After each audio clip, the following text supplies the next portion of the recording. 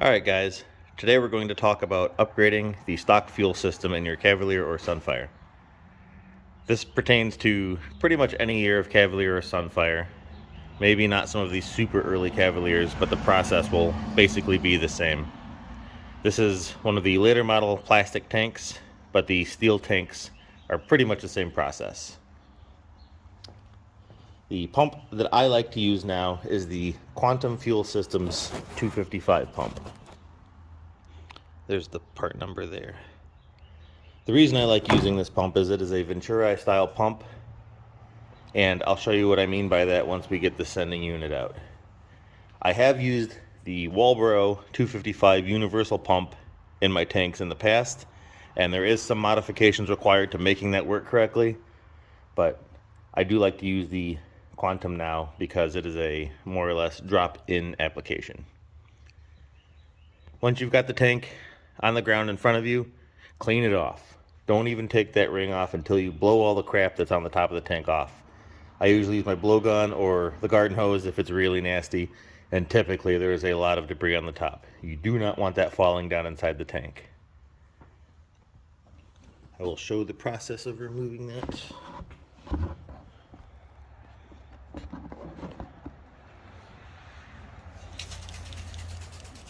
So I will spray this down with WD-40. It is not necessary, but if this has never been off, it does help kind of get it to break free.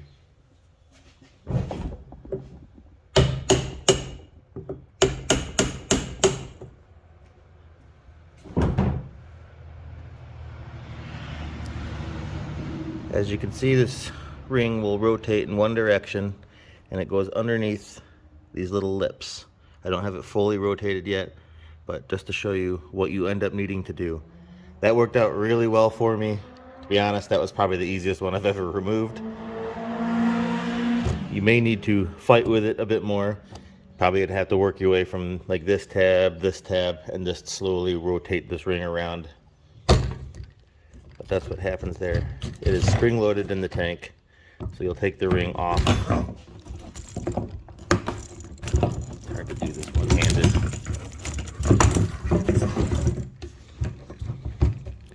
Okay.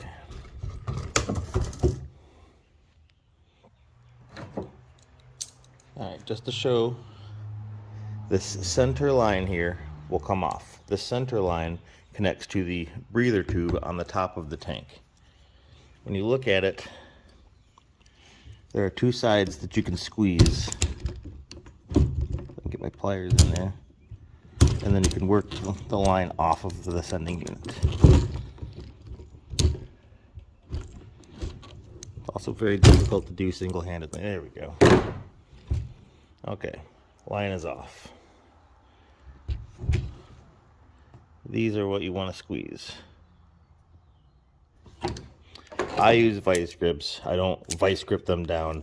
I just like them because they have wide enough jaws to squeeze that fitting.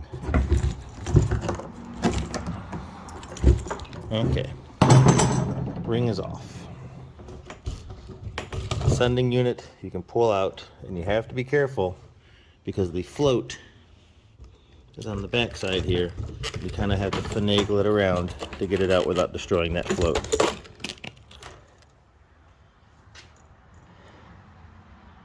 There it is.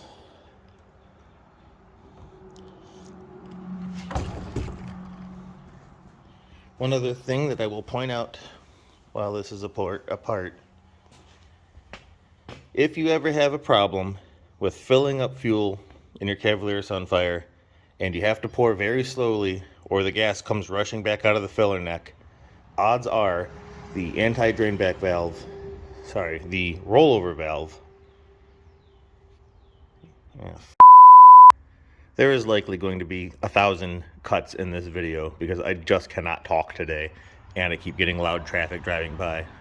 So my apologies for that. While I've got this pump out, I am going to cover some information on the rollover valve, or anti-siphon valve as some people call it. You take the hose off of the tank that connects it to the filler neck on the car, Inside here, you can see a white plastic valve. Looks like a ball there.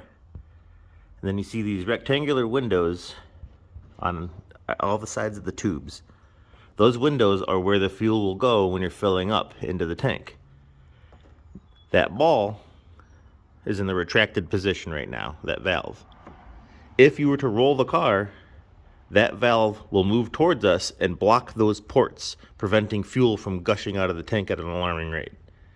It's a safety measure, and it also is supposed to prevent people from being able to stick a tube down the filling neck and siphoning your fuel out. If you have a problem fueling up your car, say you're pouring gas into the tank and it always comes rushing back up the filler neck and you have to pour extremely slow to get the fuel into the tank, or if you're at the gas pump and it keeps kicking the pump off and you have to fill up super slow, that valve inside that tank is likely stuck in one position and it's likely covering those ports. You can stick something in there and push the valve back, opening up those ports a little bit more, but just be aware that that valve is not functioning the way it's supposed to. When these cars sit for a long time, say for instance, you bought a car that's been sitting in someone's driveway for 10 years to turn into a race car, that valve is probably going to be stuck. I don't know why I see it in the cars that set for a long time, and it's just what happens. I'm not sure if the valve itself is swelling or the little cage that it rides in is distorted or what the deal is.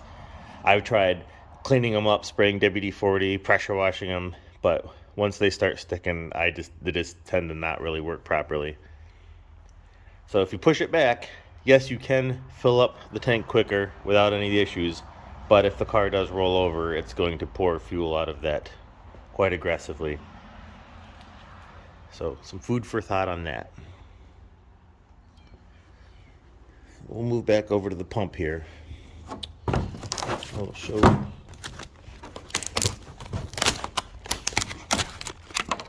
Destroy this box, try to get the pump out. Okay, here is the new pump. And you can see that there are two tubes coming off of it. There is the primary, the big white flexible tube, which you can see the large tube here. This one that goes up to the top. And then you can see this little small tube coming down the side on the stock sending unit. That is this smaller black tube. That is the Venturi style system. That is why I like these Quantum pumps, because they will bolt right into these stock sending units. You would have to delete all of that and modify the sending unit to use the wall barrel pump, as I said earlier. But this pump is a drop-in application. So I'm going to get the sending unit tore apart. On these connectors at the top of the pump hat here, there are these safety tabs that you can pop out. And then you should be able to remove these connectors just like that.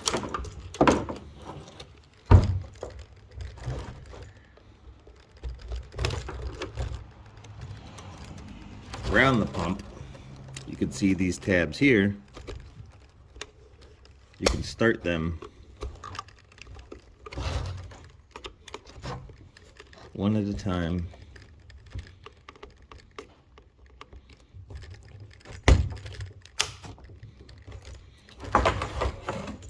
There's one on the back here.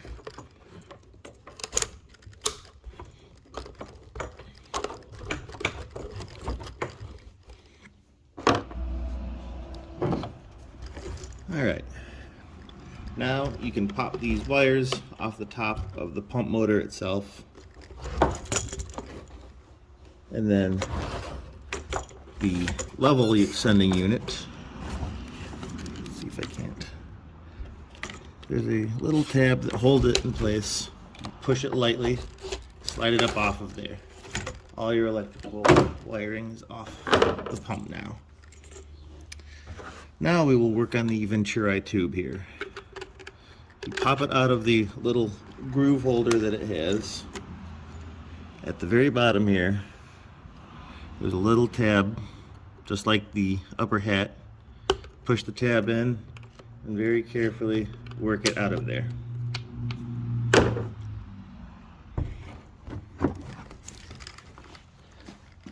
Down inside, you see the S-shaped plastic.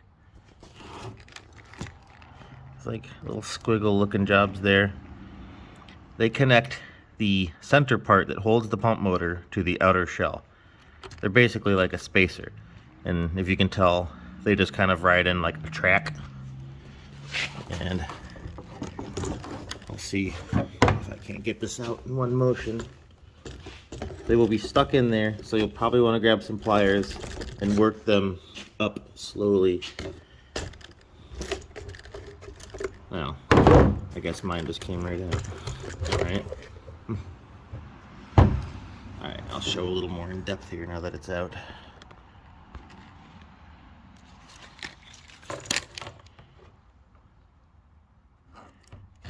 Those ride in those holes there on the sides. Some crap down in there we'll have to clean out. Okay, the next step here is to remove these permanent clamps from the pump hat. We've got that main hose here that connect the pump to the upper hat. And if you take a good pair of snips, you can snip these things and work them off. I do not have a good pair of snips, so I have to kind of tear them. You have to be very careful here that you don't break the plastic nipple off of the top hat.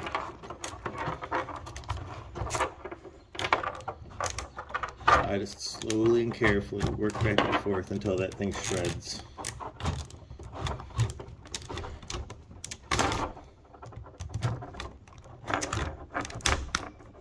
Bingo.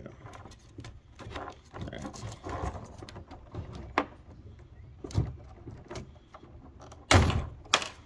There we go.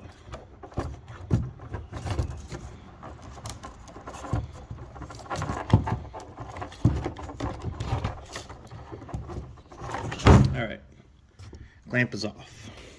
Now that you've got the clamp pushed off of the barb, you can just kind of work it back and forth with some pliers, or you can heat it up, make it soft.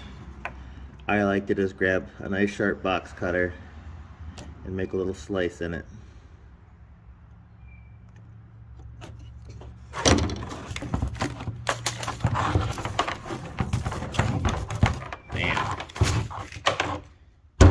There it is. This tube here that stays on it, that connected to nothing, is the return fuel. This is a return style fuel system car, and the two lines that you have here, you've got the bigger line, which is your feed, that comes out of the pump and to the rail, and then the smaller line, which is the return back to the pump. That is this one, and all it does is feed straight back into this fuel pump bucket.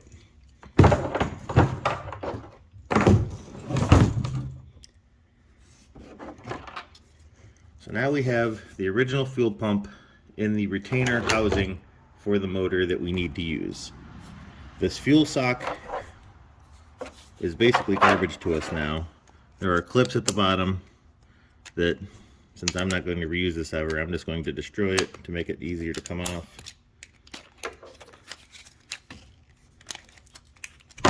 That's it. On the top of the pump motor, you have one clip holding it into this little housing. Don't break that clip. We do want that clip. I'm just gonna use my finger. Pump motor removed.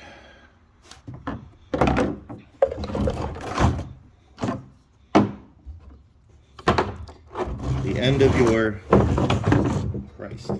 the end of your Venturi tube has that little fitting. We do need that fitting.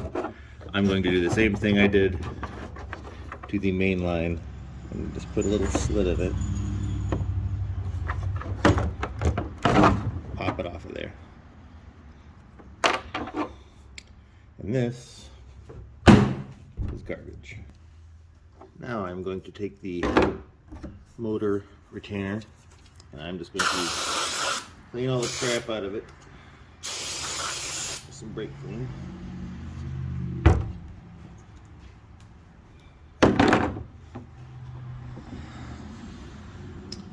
The new pump motor has a little cap plugging the inlet. Pop that off. Slide this sucker in. You can see the opening for the output. You line up that with the opening, obviously. Clip holds the motor in. We're good there.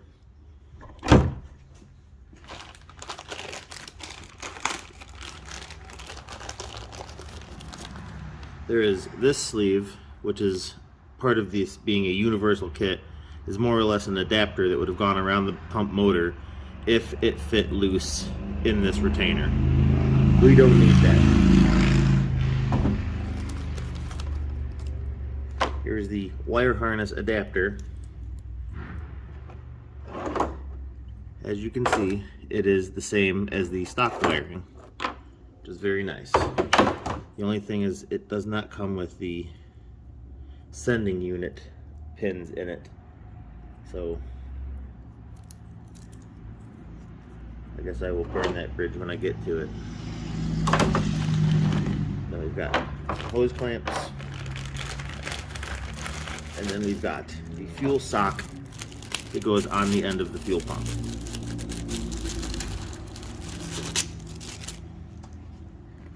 The fuel sock has a little retainer tab, and there is the pin on the bottom of the pump.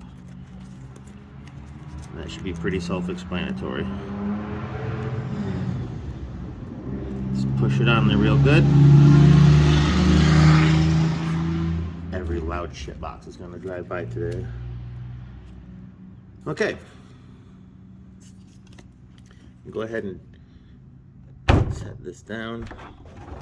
And I'm going to clean out this with some brake cleaner.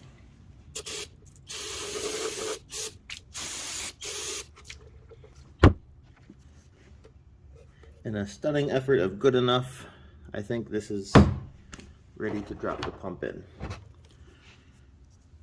Pay attention to the orientation of the slides and the slots that they are going to respectively drop into, and drop the pump in.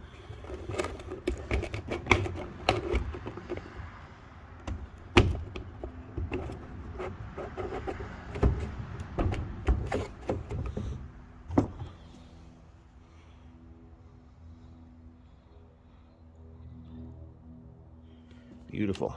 Now I think I will tackle the wiring. So your options here are to either cut this end off and solder it to this harness if you do not have the ability or want to repin this connector, or you can repin it. I am going to repin it. If you do want to cut and solder it, it should be pretty self-explanatory.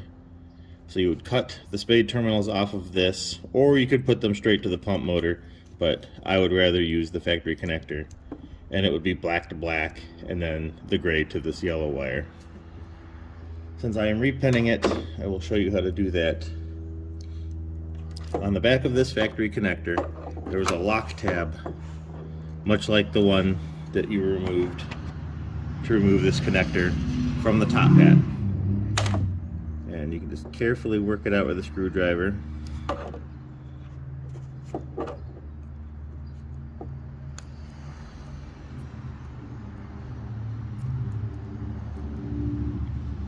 Maybe.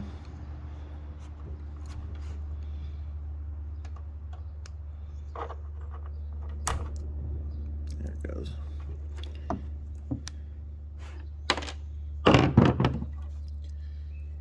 And what we are doing here is removing the fuel level sending unit wires. And it is the smaller gauge wires.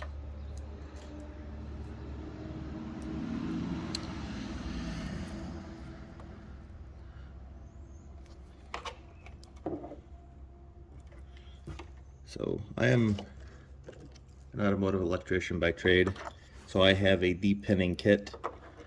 If you have a little flat sliver of metal, you can depin this yourself. I mean, you could make that out of a piece of scrap aluminum. Looking at the socket, you can see that there is a little tiny recess at the top, and that's pretty much where you want to slide your pin in. What you want to do is push the wire into the socket, push this in, and then you can pull the wire out. Simple as that.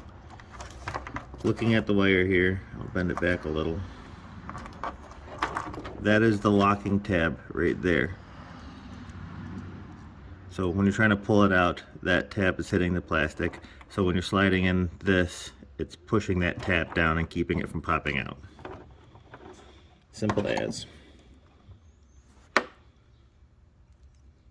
In order to avoid mixing up anything, I'm going to just pop this straight into the new connector, doing these one at a time. So,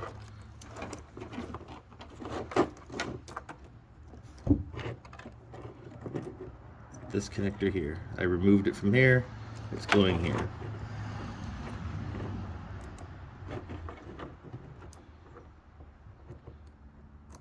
Oh, dummy. Now that I've actually removed the locking tab from the new connector,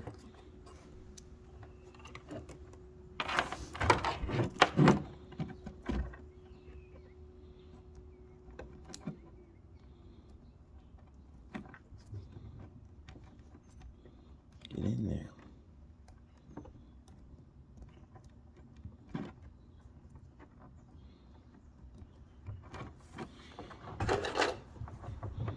Made a little persuasion. There it is.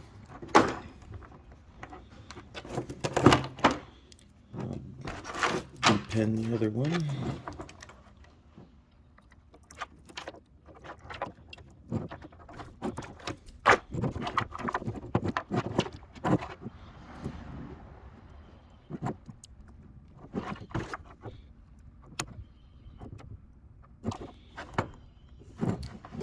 Bam. Alrighty.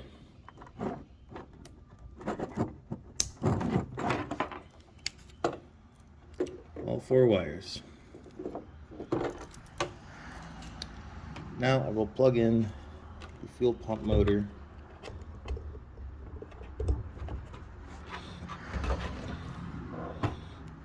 Take that Venturi tube, just kind of shove it into that.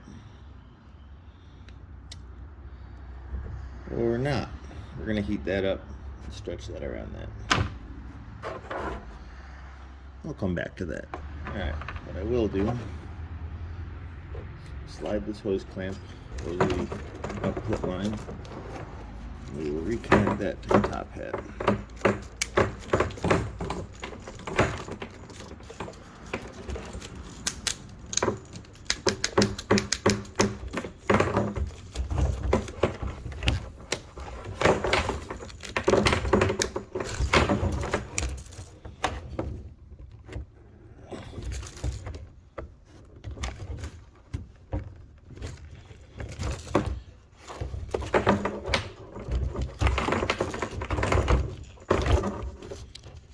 Good enough.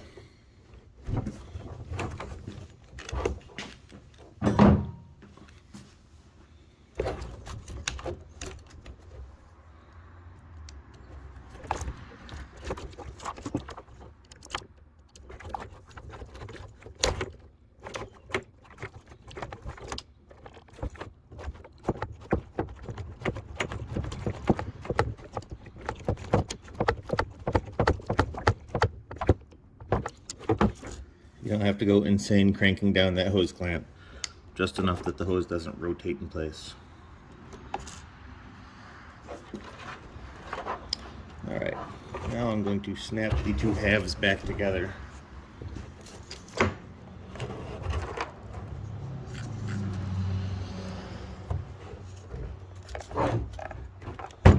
Make sure that that Venturi hose runs through the center.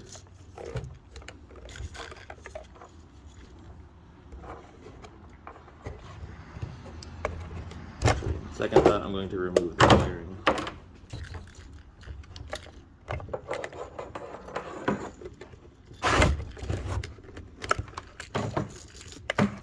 This part's going to suck.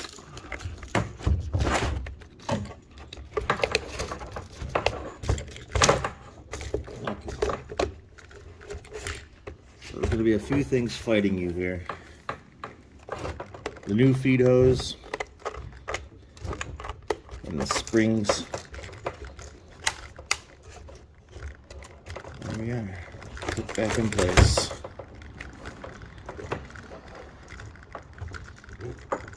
This hose kind of get it in there. Just make sure it doesn't kink. Make sure that you can compress just like that. And this return hose, as I said, it just kind of sits in the bottom somewhere, wherever it fits good. It'll pretty much shoot straight against the screen at the bottom of the pump. All right.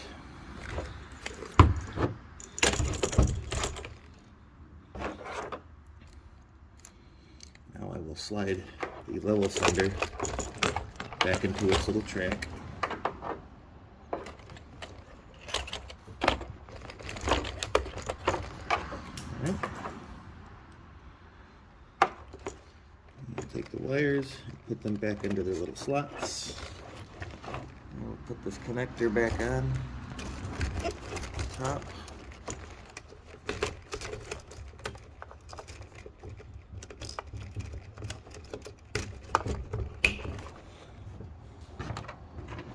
Put the retainer pin back in. And I will plug in the pump motor.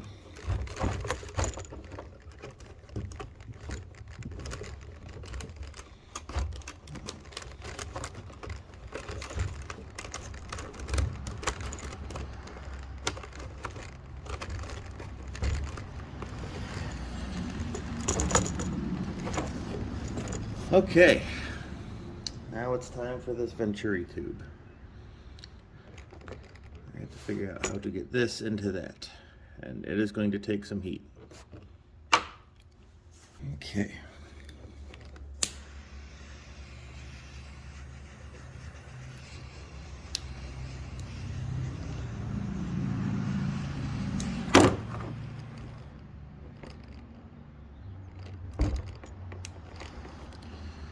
Just like that.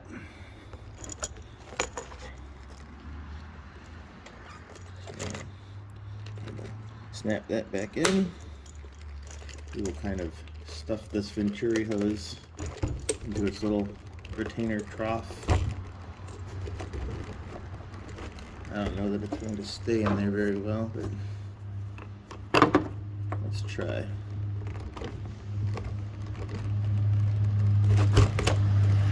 Nope, that didn't work.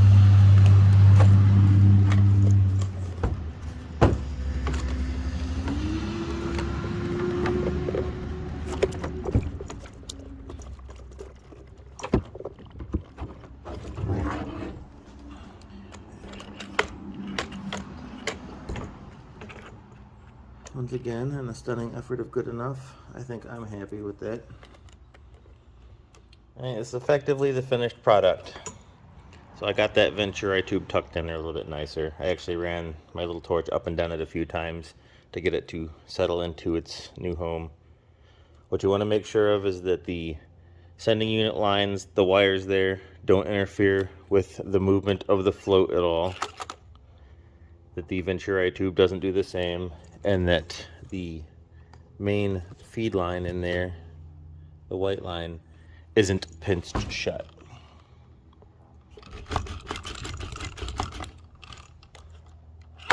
Float moves freely. Make sure that your bottom screen is nice and clean. I've seen some disgusting tanks where that thing was basically black. If that bottom screen here is completely caked shut and you can't clean it up with brake clean, you may as well just go get a new sending unit to put the new pump in. I actually got really lucky on this pump looking real nice and clean, so I was very happy about that. Before you go stabbing the pump back into the tank, you want to look at your seal that the sending unit rides on. There's this little groove that the seal is supposed to ride in here. And if you get it all tucked into the seal, or into the groove all the way, you'll see on this one, the seal is much too big to fit into the groove all the way around. These seals will expand over time, and when they do that, they're pretty much garbage. I don't know if I can get this on camera, but this thing is dry rotted. It's shot. You want a nice soft seal, no cracks, obviously,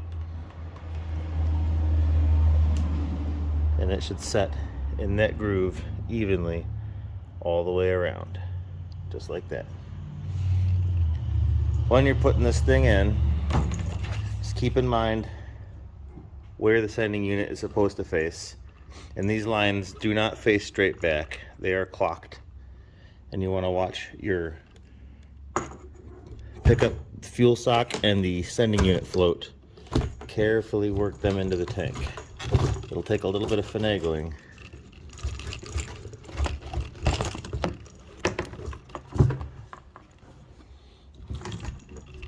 There it is.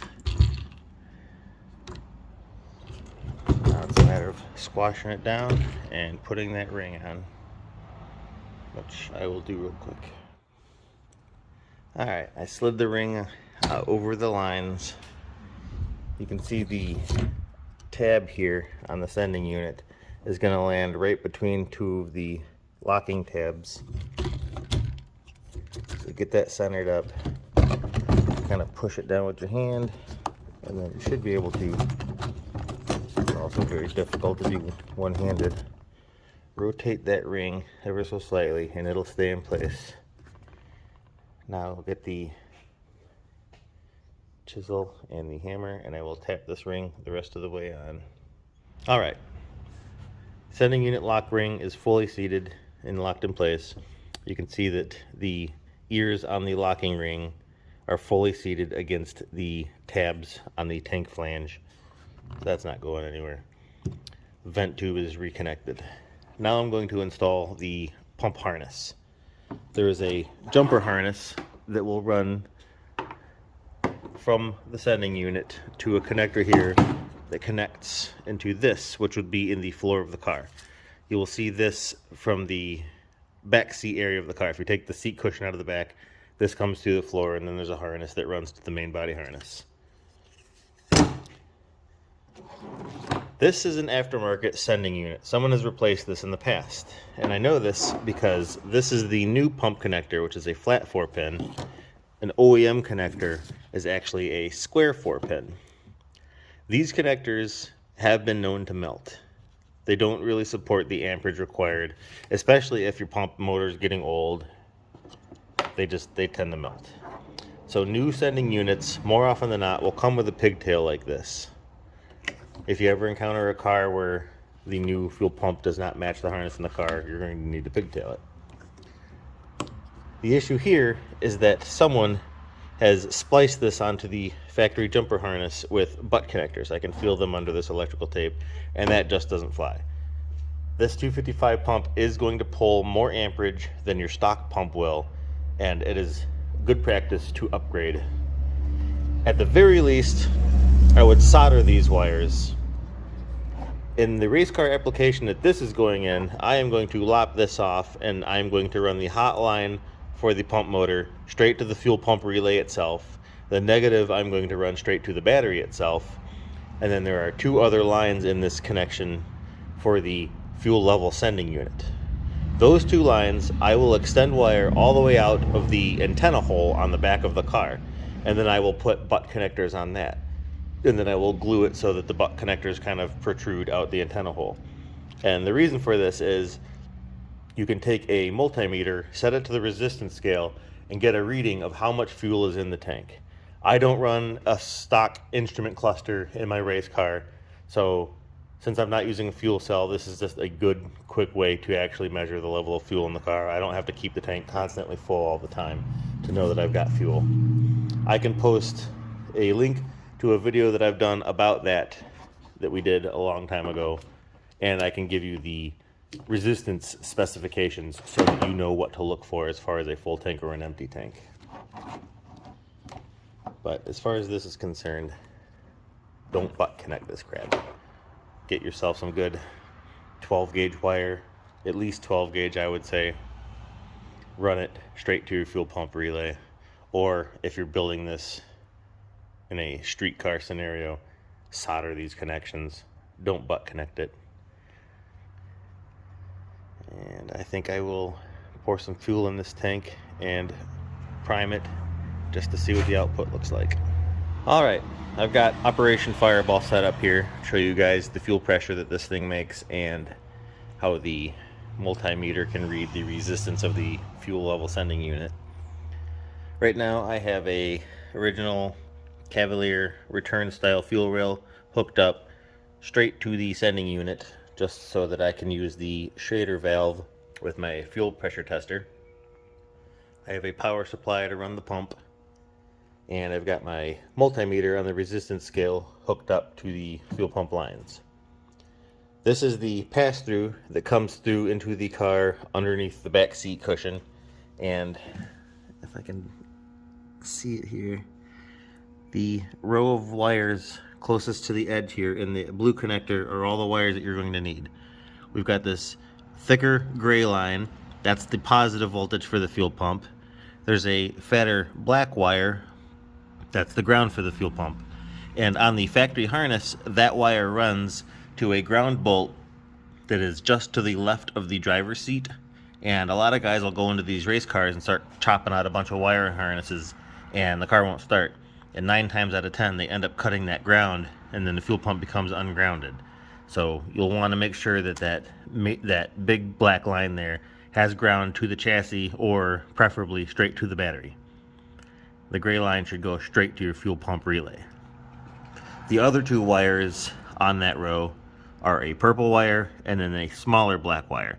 Those are your 2 sending unit wires. You hook those up to a multimeter on the resistance scale, and you can see I've got 51.3 ohms reading on that. We have figured 40 ohms is an empty tank, 247 ohms is a full tank, and 130 ohms is roughly half a tank. Let's see here, we got no pressure right now, so I'm going to give some voltage to the hot line here and fire this pump up. So the injectors obviously aren't spraying because they're not hooked up to anything, so this is in full bypass right now. And we are averaging about 52 psi of fuel pressure, which is not too bad. That pretty much wraps up this video. I will cover another video showing how I run the fuel lines through the car on my race car, because I won't run the factory lines underneath the car. I had a line get pinched shut one time during a race, and after running over some debris, now I run all my lines through the center of the car through a piece of EMT conduit as required by my track. And I will highlight all the fittings and stuff that I use to do that. We also use returnless style fuel rails now. So as some of you guys know, this return style Cavalier fuel rail tends to crack and leak right there, right where that line for the feed goes into the end of the rail. They vibrate and crack and spray fuel everywhere. I don't use those rails anymore. What we end up using now is these cobalt style, where it only has the feed in the end. It's returnless style, so you only have one line to run through the car. Or if we do leave a car with a return style fuel system, sometimes we'll use these older style rails. I think you can find them on Saturns and stuff. Those don't tend to leak. But everything that we use now is the returnless cobalt style. And I will show a video later on explaining how we convert this style fuel system to work with those fuel rails. It's really simple.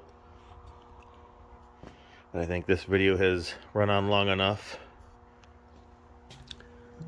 Little corn dog. So I will wrap it up now. See you in the next one.